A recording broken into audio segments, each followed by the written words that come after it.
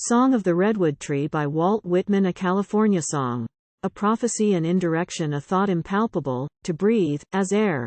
A chorus of dryads, fading, departing, or hamadryads departing.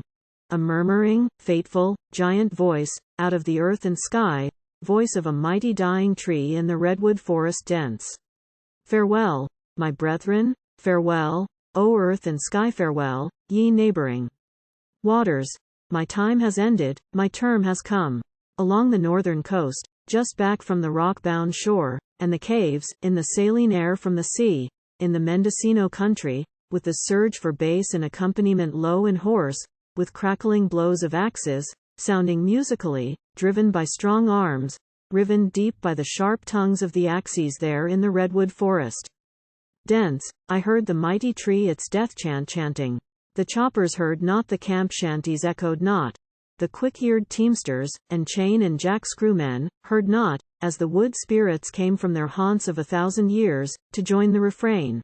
But in my soul I plainly heard, murmuring out of its myriad leaves, down from its lofty top, rising 200 feet high, out of its stalwart trunk and limbs, out of its foot-thick bark, that chant of the seasons and time chant, not of the past only, but the future. You untold life of me, and all you venerable and innocent joys, perennial, hearty life of me, with joys, mid-rain, and many a summer sun, and the white snows, and night, and the wild winds. Oh, the great patient, rugged joys. My soul's strong joys, unricked by man. For know I bear the soul befitting me, I too have consciousness, identity, and all the rocks and mountains have, and all the earth winking face.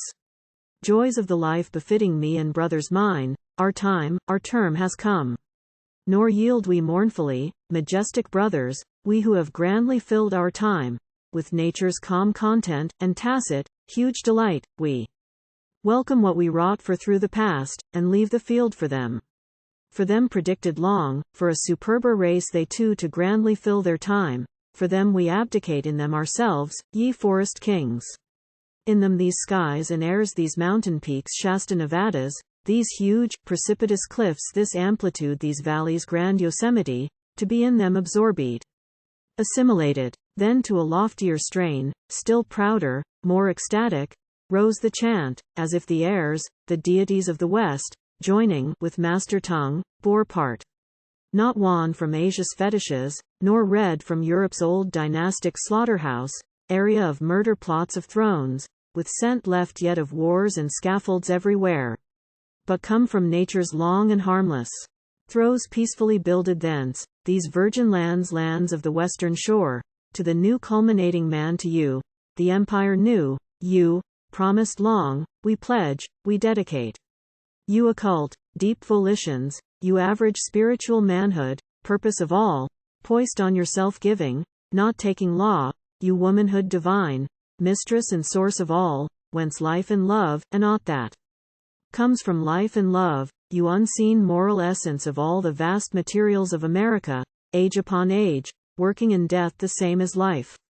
You that, sometimes known, oftener unknown, really shape and mold the new world, adjusting it to time and space, you hidden national will, lying in your abysms, concealed, but ever alert, you past and present purposes, tenaciously pursued, may be unconscious of yourselves, unswerved by all the passing errors, perturbations of the surface, you vital, universal, deathless germs, beneath all creeds, arts, statutes, literatures, here build your homes for good, establish here these areas entire, lands of the western shore, we pledge, we dedicate to you.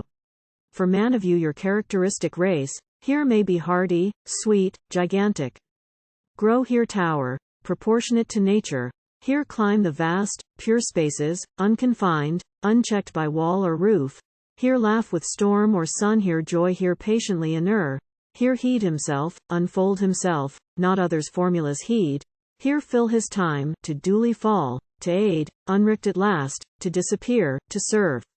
Thus, on the northern coast, in the echo of teamsters' calls, and the clinking chains, and the music of choppers' axes, the falling trunk and limbs, the crash, the muffled shriek, the groan, such words combined from the redwood tree as of wood spirits' voices ecstatic, ancient and rustling, the century-lasting, unseen dryads, singing, withdrawing, all their recesses of forests and mountains leaving, from the Cascade Range to the Wasatch or Idaho, far, or Utah, to the deities of the modern henceforth yielding, the chorus and indications, the vistas of coming humanity, the settlements, features all, in the Mendocino woods I caught. The flashing and golden pageant of California.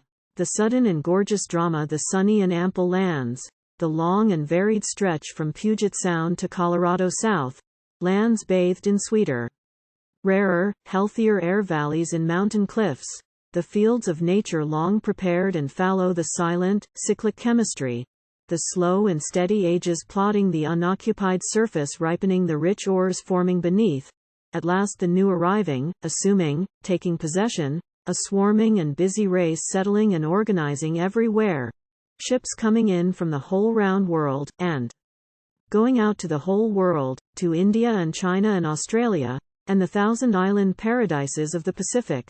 Populous cities, the latest inventions, the steamers on the rivers, the railroads, with many a thrifty farm, with machinery, and wool, and wheat, and the grape and diggings of yellow gold. But more in you than these, lands of the western shore. These but the means, the implements, the standing ground. I see in you, certain to come, the promise of thousands of years, till now deferred, promised, to be fulfilled, our common kind, the race. The new society at last, proportionate to nature, in man of you, more than your mountain peaks, or stalwart trees imperial, in woman more, far more, than all your gold, or vines, or even vital air. Fresh come, to a new world indeed, yet long prepared, I see the genius of the modern, child of the real and ideal, clearing the ground for broad humanity, the true America, heir of the past so grand, to build a grander future.